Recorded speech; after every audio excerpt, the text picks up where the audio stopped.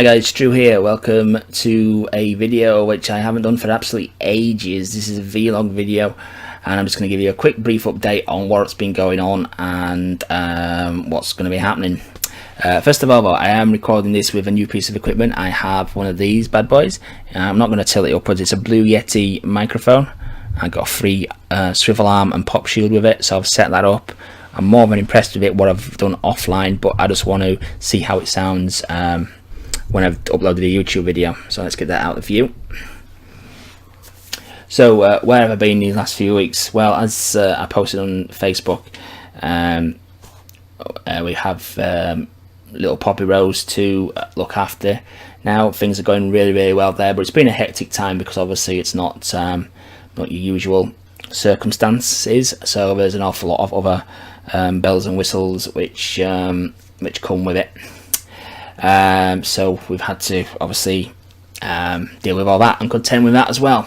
But it's all going well. She's nice, fit and healthy and everything. It's really hard work, as anybody would know, bringing up a young baby. But it's so worthwhile. It's the most worthwhile thing ever, to be honest with you. I mean, when her face lights up, when she smiles at you and she starts doing her laughing and her cooing at you, it's really rewarding. And yeah, it's hard work, but it's so worthwhile. But yeah, things are going well. She's fit and healthy, responding well, putting weight on like a bloody tanker. Honestly, she's a right milk guzzler. But yeah, everything going fine. Everything going fine. The second reason why I've been offline for a bit as well is my health. I've been in quite a lot of discomfort and pain. So I'm just going to give you a brief. It's going to contain some pretty personal medical problems, but I'm not bothered about discussing them.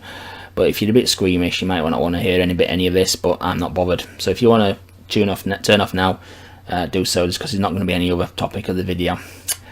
So I'll give you a quick history of what's been going on.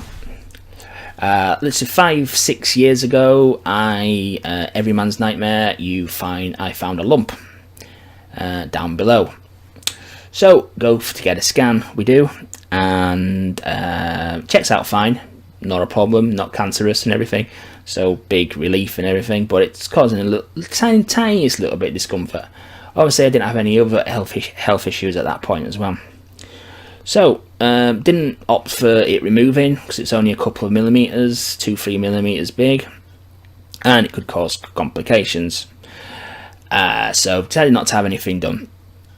Fast forward to a year ago, and it's starting to cause me more discomfort combined with the other health issues like my back. So I go back to my GP, ask them to have another look at it. So they send me on to Eccles Hill Treatment Centre, just in the outskirts of Leeds, just on the border of Leeds and Bradford.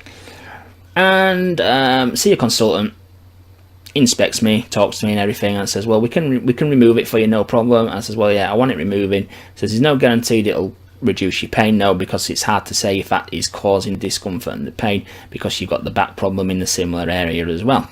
So no, fair enough. I said I understand that, but I have to try something because it's really affecting my life now, and it's affecting my mobility and other things. So signed the papers and everything, but unfortunately, due to, because I'm a pretty big chap, due to my weight, they couldn't do it at the treatment centre. They had to refer me to a hospital. So he goes, I'll refer it to the hospital for you, and you'll hear from the hospital who will book you in for the operation. Fair enough. So obviously we've dealing with hospitals for quite a time with my other health issues.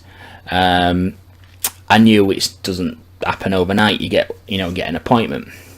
So I didn't do anything about it for absolutely ages.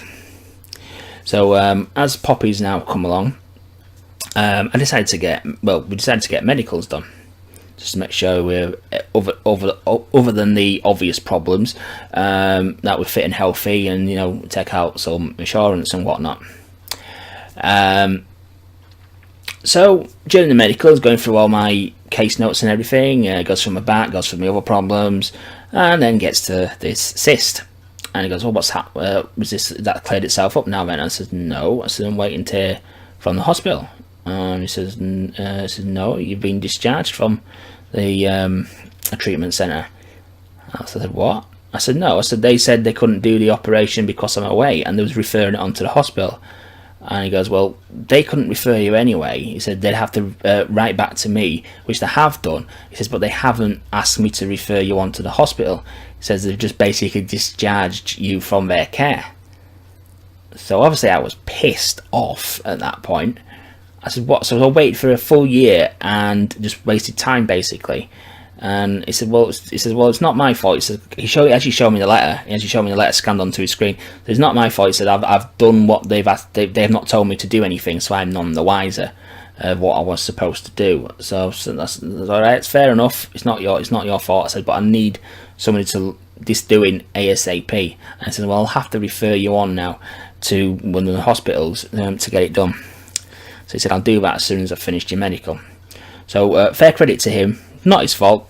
Fair credit to him. He did the referral, and a couple of days later I got a letter from St James's Hospital asking me to go for a consultation a couple of weeks back. So we went for the consultation and told him what had happened and everything. He tutted his head and said, well, this treatment centre is now closed because it actually had funding withdrew from it because it was a privately funded one. And he did an inspection and everything, and he says, well, I don't think it's your cyst that's making the discomfort, causing the discomfort. And he says, the reason I'm saying that, he says, because I've obviously, he said, I encounter this a lot, he says, and people have cysts the size of golf balls, and they don't cause them the slightest bit of discomfort or pain whatsoever. And he says, I can't even find the cyst. He says, I said, well, I know where it is. I can find it every time.